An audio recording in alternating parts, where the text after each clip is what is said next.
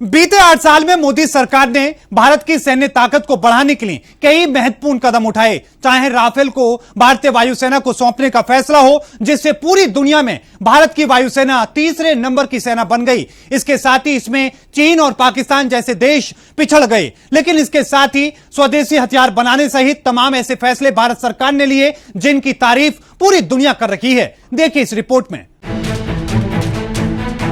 जो बांसुरीधारी कृष्ण की पूजा करते हैं, तो हम वही लोग हैं जो सुदर्शन चक्रधारी कृष्ण को भी आदर्श मान करके चलते हैं। मोदी सरकार ने बढ़ाई देश की ताकत, भारत की सैन्य ताकत में इजाफा, वायुसेना बनी दुनिया की तीसरी ताकत। मोदी सरकार ने बीते 8 साल में सैन्य ताकत बढ़ाने पर विशेष जोर दिया और इसका असर यह हुआ कि भारत की वायुसेना आज दुनिया में टॉप 3 की सबसे ताकतवर वायुसेना बन चुकी है। भारतीय वायुसेना ने चीन, जापान और फ्रांस जैसे शक्तिशाली देशों को भी पीछे छोड़ दिया है।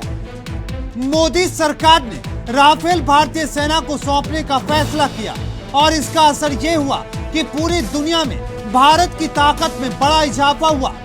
हालांकि विपक्ष ने राफेल के मुद्दे पर सरकार को घेरने का काम किया और इसका जवाब देश के प्रधानमंत्री नरेंद्र मोदी ने खुद अपने अंदाज में दिया। देश को गुमराह करने का काम और इन्हीं विषयों पर, देश की सुरक्षा से जुड़े हुए विषयों पर ही इस प्रकार से खेल खेले जाते हैं। ये देश कभी माफ नहीं करेगा। ये कितना दुखद है कि इस सदन में लगाए गए आरोप पर दोनों देश को बयान जारी करना पड़ा। मैं समझता हूं और दोनों देश को खंडन करना पड़े। क्या ऐसी बचकाना हरकत हम करते रहेंगे?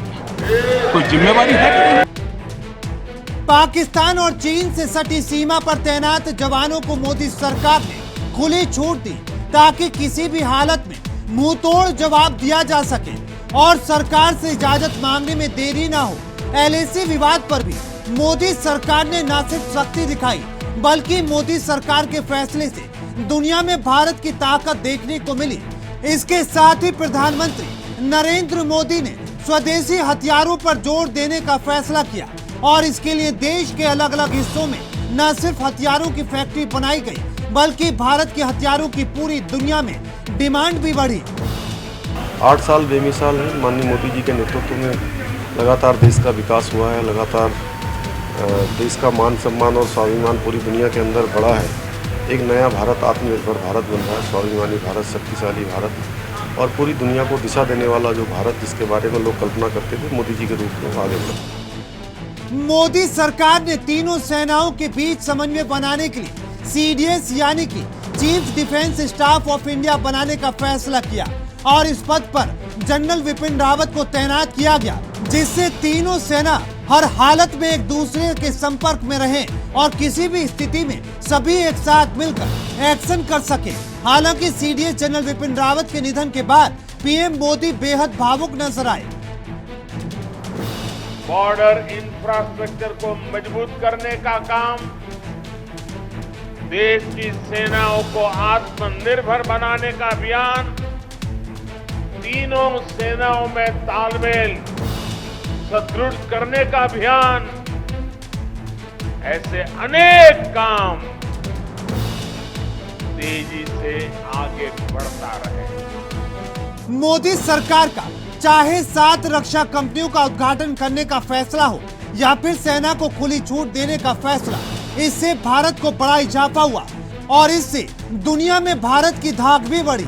सबसे बड़ी बात यह है कि हथियार उत्पादन में भारत टॉप देशों की सूची में शामिल हो गया।